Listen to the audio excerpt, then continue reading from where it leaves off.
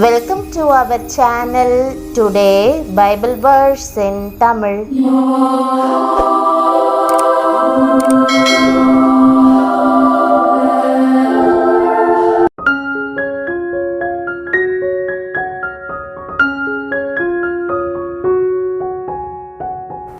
இன்றைய வசனம் யோவான் 14ஆம் அதிகாரம் 16ஆம் வசனம். கிறிஸ்துவுக்குள் பிரியமானவர்களே, நம்முடைய ஆண்டவரும் இரட்சகருமான இயேசு கிறிஸ்துவின் வல்லமையுள்ள நாமத்தில் உங்களை வாழ்த்துகிறேன். நான் பிதாவை வேண்டிக் கொள்ளுவேன், அப்பொழுது என்றென்றைக்கும் உங்களுடனே கூட இருக்கும்படிக்கு சத்திய ஆவியாகிய வேறொரு தேற்றரவாளனை அவர் உங்களுக்கு தந்தருளுவார் என்ற வாக்குதத்த வசனத்தை இன்று நாம் தியானிப்போம். இயேசு கிறிஸ்து ஒரு தேற்றரவாளன். அவர் பரிசுத்த ஆவியாகிய இன்னொரு தேற்றரவாளனை நமக்கு அறிமுகம் செய்து வைக்கிறார். வேதம் வேறொரு தேற்றரவாளன் என்று கூறுகிறது. அவர் தனியான தேவன் அல்ல. தேவனாகிய குமாரன், தேவனாகிய பிதா, தேவனாகிய பரிசுத்த ஆவி அனைவரும் ஒருவராய் இருக்கிறார்கள்.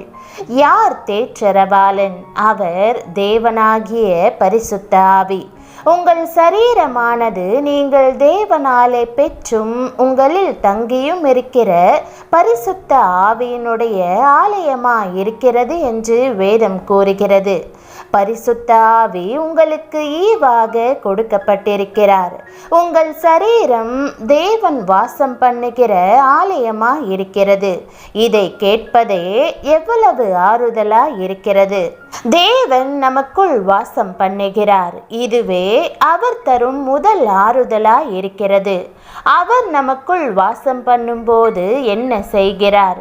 நமக்குள் வாசம் பண்ணும் பரிசுத்த ஆவியின் மூலமாக அவர் தமது அன்பை, பூரணமான அன்பை நமக்குள் ஊற்றுகிறார். ஆம், அவர் நமக்குள் அமர்ந்திருந்து தமது அன்பினால் நம்மை அமர்ந்திருக்க பண்ணுகிறார். அவர் உன் பேரில் கம்பீரமாய் களி கூறுவார் என்றும் வேதம் கூறுகிறது. தாய் தன்னுடைய சிறு குழந்தைக்கு என்ன செய்வாள்? தன்னுடைய குழந்தையின் மேலுள்ள அன்பினால் தாலாட்டு பாடுவாள். அவ்வண்ணமாக ஆண்டவரும் நம்மேல் மகிழ்ந்து நம் பேரில் கொண்டிருக்கும் பெரிதான அன்பினால் பாடுகிறார். ஆம், நம் ஆண்டவர் தாயை போல நம்மை தேற்றுகிறார். ஒருவனை அவன் தாய் தேற்றுவது போல் நான் உங்களை தேற்றுவேன் என்றும் சகலவிதமான ஆறுதலின் தேவனுமாய் இருக்கிறவருக்கு ஸ்தோத்திரம். சகல உபத்திரவங்களிலேயும் அவரே எங்களுக்கு ஆறுதல் செய்கிறவர் என்றும் வேதம் கூறுகிறது. இன்றும் ஆண்டவருடைய ஆறுதல் உங்களுக்கு கிடைப்பதாக. உங்கள் பேரில் கொண்டிருக்கும் அன்பினால் அவர் அப்படி செய்கிறார். உபத்திரவத்தின் மத்தியில் எப்படி ஜெபிப்பது என்று தெரியாது என்று நாம் சொல்லும்போது உங்களுக்குள் இருக்கும் பரிசுத்த ஆவியானவர் உங்களுக்காக ஜெபிப்பார். ஆவியானவர் தாமே வாக்கு கடங்காத பெருமூச்சுகளோடு நமக்காக வேண்டுதல் செய்கிறார் என்று வேதம் கூறுகிறது. உங்கள் பேரில் அதிகமான அன்பு கொண்டு அவர் உங்களுக்காக ஜெபிக்கிறார். உங்கள் பலவீனங்களில் அவர் உங்களுக்கு உதவி செய்கிறார். தேவனுக்குள் நாம் இந்த ஆறுதலை பெற்றிருக்கிறோம். நாம் தேவனிடம் ஜெபிக்கும் போது ஆறுதலை நமக்கு தருகிறார். உபத்திரவம் வரும்போது ஆறுதலை தேடி யாரிடமும் செல்லாதிருங்கள், தேவனிடம் செல்லுங்கள். அவர் உங்கள் பலவீனத்தில் உங்களுக்கு உதவி செய்வார். நம்முடைய எல்லா உபத்திரவங்களிலும் நம்மை தேற்றும்படியாக தேவன் இன்னொரு தேற்றரவாளனை அனுப்பியுள்ளார். இன்றும் ஆண்டவர் தமது அன்பினாலும் ஆவியினாலும் உங்களை நிரப்புவாராக. ஆவியானவரை குறித்து பல அடையாளங்கள் வேதத்தில் காணப்படுகிறது. அந்த அடையாளங்களை தியானித்து பார்க்கும்போது அது ஆவியானவரை குறித்து அதிகமாகவும் ஆழமாகவும் புரிந்து கொள்ளுவதற்கும் அவரோடு நெருங்கி உன்னதமான உறவு வைத்து கொள்ளுவதற்கும் உதவியாய் இருக்கிறது.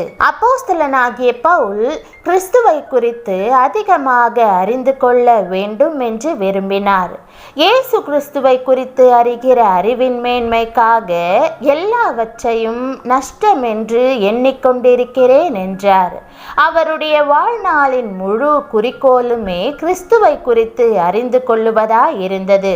திரித்துவத்திலே அதிகமாய் அறியப்படாதவராய் விளங்குகிறவர் ஆவியானவர். சிலர் அவரை திரித்துவத்திலே மறைந்து நிற்கும் நபராக எண்ணுகிறார்கள். அவர் தன்னை பற்றி பேசுவதற்கு தயங்குகிறபடியினாலும் எப்பொழுதும் பிதாவையும் குமாரனையும் மகிமைப்படுத்துவதினாலும் வேத பண்டிதர்கள் அவரை அவ்விதமாய் எண்ணுகிறார்கள். அதே நேரம் வேதாகமத்தை வாசித்து தியானித்தால் பரிசுத்த ஆவியானவருக்கான அடையாளங்களின் மூலம் அவரது பலனையும் வல்லமையையும் வரங்களையும் கனிகளையும் குணாதிசயங்களையும் நாம் அறிந்து கொள்ள முடிகிறது. உதாரணமாக, பிதாவாகிய தேவனை நினைக்கும் போதெல்லாம் ஒரு பெரிய கழுகின் உருவம் நம்முடைய மனக்கண்களுக்கு முன்பாக வருகிறது. இயேசு கிறிஸ்துவை குறித்து நினைக்கும் போதெல்லாம் ஒரு ஆட்டுக்குட்டியின் உருவம் நம் மனக்கண்களுக்கு முன்பாக வருகிறது. அதுபோலவே ஆவியானவரை குறித்தும் பல அடையாளங்கள் வேதத்தில் சொல்லப்பட்டிருக்கிறது. அவர் புறாவை போன்றவர், அக்கினியை போன்றவர், பெருங்காற்றை போன்றவர், முத்திரையை போன்றவர், எண்ணெயை போன்றவர், அச்சாரத்தை போன்றவர் என்று பல வகையான விளக்கங்களை வேதம் சொல்லுகிறது. நாம் அவரை அதிகமாக புரிந்து கொள்ள வேண்டும் என்பதற்காகத்தான் அவருக்கு இத்தனை ஒப்பீடுகள் தெரிவிக்கப்பட்டுள்ளன. உதாரணமாக, ஒரு வைரத்தை எடுத்துக்கொள்ளுங்கள். அதற்கு பல முகப்புகள் உண்டு. ஒரு முகப்பு மட்டும் வைரமாகிவிடாது. எல்லாவற்றையும் சேர்த்து மொத்தமாக பார்க்கும்போதுதான் வைரத்திற்கு உள்ள முழு அழகையும் மேன்மையையும் வனப்பையும் அளவீடு செய்ய முடியும்.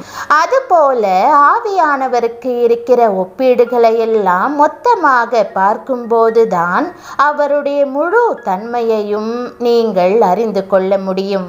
பிரியமானவர்களே, ஆவியானவரை குறித்து அறிந்து கொள்ளுகிறது மாத்திரமல்ல, அவரை தனிப்பட்ட முறையில் சொந்தமாக்கிக் கொள்ளுங்கள்.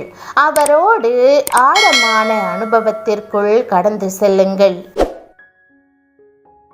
ஜெபம். அன்பின் பரம தகப்பனே, உம்முடைய பரிசுத்த ஆவியின் வல்லமையினால் உம்முடைய அன்பு என் இருதயத்திற்குள் பாய்ந்து செல்ல வேண்டும் என்று ஜெபிக்கிறேன். உபத்திரவத்தின் நேரத்தில் நீரே எனக்கு உதவி செய்கிறவராக, துயரத்தில் தேற்றுகிறவராக இருக்கிறீர். ஆண்டவரே, என்னுடைய வேதனைகள் எல்லாவற்றையும் உம்மிடம் ஒப்படைக்கிறேன். என்னை குணப்படுத்தும். உம்முடைய ஆறுதலின் பிரசன்னம் என்னை நிரப்பட்டும். நீர் மாத்திரமே எனக்கு போதுமாதலால் வேறு ஆறுதல் எனக்கு தேவையில்லை. ஆண்டவரே, என் துக்கத்தை சந்தோஷமாக மாற்றும். நீர் என்னை தேற்றி மற்றவர்களை தேற்றும்படி என்னை எழும்பச் செய்து என் இருதயத்தினுள் ஊற்றியுள்ளது போல் அவர்கள் இருதயங்களிலும் உம் அன்பை ஊற்றும். என் பாரங்களை அகற்றி உம்முடைய ஆவியால் என்னை புதுப்பிப்பதற்காக உம்மை ஸ்தோத்தரிக்கிறேன். நீர் எப்போதும் என்னோடு இருக்கிறீர் என்பதை அறிந்து உம்முடைய சமாதானத்தில் இளைப்பாரி இயேசுவின் நாமத்தில் ஜெபிக்கிறேன் நல்ல பிதாவே, ஆமேன். தேவனுடைய நாமம் மகிமைப்படுவதாக. ஆமேன்.